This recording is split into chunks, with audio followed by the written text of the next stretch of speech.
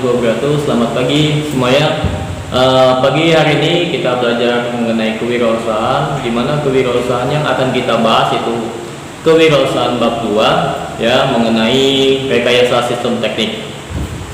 Oke, sebelum Bapak menjelaskan tentang rekayasa sistem teknik itu apa dan perencanaannya seperti apa, serta hasil penghitungan BIP-nya gimana dan promosinya gimana, sekarang Bapak punya gambar ya.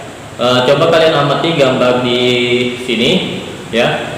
Apakah gambar ini kalian pernah melakukan atau pernah melihat? Di mana kalian melihatnya dan bagaimana cara gambar tersebut bekerja ya. Oke, setelah kalian mengetahui gambar tersebut, ialah gambar orang lagi membajak sawah atau petani ya. Petani lagi membajak sawah. Gambar tersebut menggunakan hewan sebagai alat bantunya atau sebagai untuk pembawa alat untuk pembajak sawahnya ya. Jadi itu gunanya untuk membajak sawah agar sawahnya itu bisa ditanami padi ya. Oke, biasanya itu kalian temui di tempat-tempat tertentu ya, seperti daerah-daerah yang penghuninya dominan itu melakukan berkebun atau menggunakan sawah ya. Oke, setelah kalian melihat gambar pertama, di sini Bapak ada gambar kedua. Ini adalah gambar keduanya. Adakah persamaan antara gambar pertama dan gambar kedua? Oke, langsung Bapak bahas. Gambar yang kedua ini ialah sama seperti gambar pertama, yaitu orang lagi membajak sawah. Tetapi bedanya di gambar kedua ini orang tersebut menggunakan mesin ya, sudah lebih menggunakan mesin. Jadi mesin tersebut bernama traktor ya. Traktor tersebut digunakan untuk membajak sawah. Nah, bedanya antara yang pertama tadi dia orang membajak sawah menggunakan hewan, dan yang kedua ini orang membajak sawah menggunakan mesin, di mana semakin kemajuan zaman jadi banyak pola pikir orang dalam untuk memudahkan pekerjaan yang membuat suatu mesin ya. Jadi mesin tersebut digunakan untuk memudahkan dalam suatu pekerjaan. Contohnya seperti gambar tadi ya. Oke, kita masuk ke pembelajaran rekayasa sistem teknik.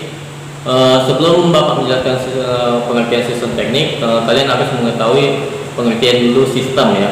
Sistem berasal dari bahasa Latin atau sistema ya, atau bahasa Yunaninya adalah sustema, yang artinya satu kesatuan yang terdiri dari komponen atau elemen yang dihubungkan bersama untuk memudahkan suatu informasi, materi atau energi untuk mencapai suatu tujuan masalah ya.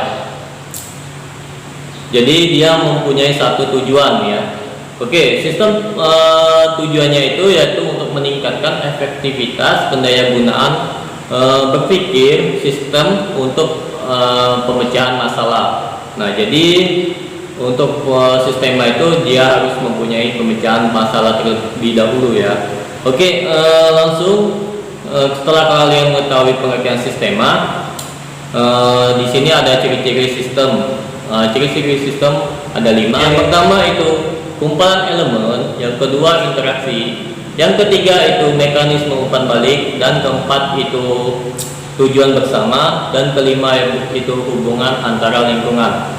Oke, setelah kalian mengetahui ciri-ciri sistem tersebut, kita langsung bahas pengertian sistem teknik. Sistem teknik merupakan perancangan atau pengembangan suatu sistem lebih baik dan melalui sistem mekanisme atau sistem pada manusia dan mesin ya. Jadi sistem teknik itu merupakan sangkut pautnya antara manusia dengan mesin ya. Oke, setelah mengetahui pengertian sistem teknik, di sini kita langsung masuk ide dan peluang usaha sistem teknik. Ide dan peluang usaha sistem teknik itu kita lihat dari jiwa dan semangat yang tinggi ya. Setelah kalian mempunyai jiwa dan semangat kewirausahaan yang tinggi, kalian harus melihat dengan action law. Apa itu action law? Action law itu adalah pola kerja sistem ya. Action law itu ada 6. Yang pertama itu adalah inform, kedua plan, yang ketiga decide, yang keempat carry out, yang kelima itu control, dan keenam evaluate ya. Jadi ada 6 itu bisa kalian lihat di halaman 82 ya. Oke, selanjutnya kita membahas tentang sumber daya yang dibutuhkan. Sumber daya yang dibutuhkan pada rekayasa sistem teknik itu ada 6. Yang pertama itu man atau manusia, yang kedua itu money atau uang, yang ketiga itu ada material atau bahan, yang keempat itu ada mesin atau mesin, yang kelima ada metode atau tata cara, dan keenam itu ada market yaitu pasar. Nah, setelah kita mengetahui sumber daya yang dibutuhkan, di sini kita akan membahas tentang administrasi usaha dalam rekayasa sistem teknik. Administrasi usaha yaitu menyangkut pertama surat perizinan usaha, kedua surat menyurat, yang ketiga itu ada tentang transaksi barang dan jasa, dan keempat itu mengenai tentang aspek pajak. Oke, setelah membahas administrasi usaha, kita lanjut ke perencanaan usaha sistem rekayasa sistem teknik. Dalam perencanaan usaha tersebut itu ada 4 tahap ya. Yang pertama itu tahap memulai, yang kedua itu tahap melaksanakan, yang ketiga itu tahap mempertahankan, dan yang terakhir itu tahap mengembangkan. Untuk tahap memulai, di sini seseorang melihat peluang terlebih dahulu ya dalam memulai usahanya. Setelah dia mengetahui peluang tersebut, langsung masuk ke tahap melaksanakan. Melaksanakan ialah di sini pengambilan resiko ya, seperti menyiapkan segala bahan yang diperlukan. Setelah produk itu jadi, kita masuk ke tahap mempertahankan. Nah, untuk mempertahankan produk kalian itu kalian harus melihat kondisi yang kalian akan hadapi setelah produk kalian itu jadi. Dan tahap terakhir itu mengembangkan, di mana tahap mengembangkan itu membuat inovasi dan kreativitas baru dalam produk yang telah kalian buat tadi ya. Nah, seperti itulah 4 tahap perencanaan dalam rekayasa sistem teknik. Oke, selanjutnya kita akan membahas tentang aneka macam contoh alat rekayasa sistem teknik, yaitu salah satu contoh yaitu pertama mesin pembajak sawah yang digunakan sekarang menggunakan traktor. Nah, yang kedua lagi itu kita sekarang biasa memasak nasi itu menggunakan rice cooker ya. Di rice cooker itu orang memasak nasi lebih simpel dibandingkan di zaman dahulu orang memasak nasi itu dengan kompor ya. Dan masih banyak contoh lainnya yang bisa kalian petik ya, atau kalian bisa lihat di buku halaman 87. Oke, mungkin pertemuan kita pada pagi hari ini cukup sampai pembahasan aneka saja. Untuk pertemuan selanjutnya kita akan membahas tentang manfaat rekayasa sistem teknik, yang kedua tentang promosi dan BIP. Oke, setelah itu di sini Bapak akan meninggalkan tugas untuk kalian. Tugas tersebut dikerjakan di buku latihan.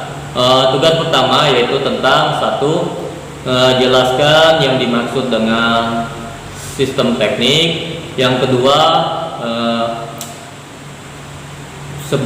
tuliskan ciri-ciri dari sistem. Yang ketiga itu apa yang dimaksud dengan action law, dan jelaskan 6 macam action law ya.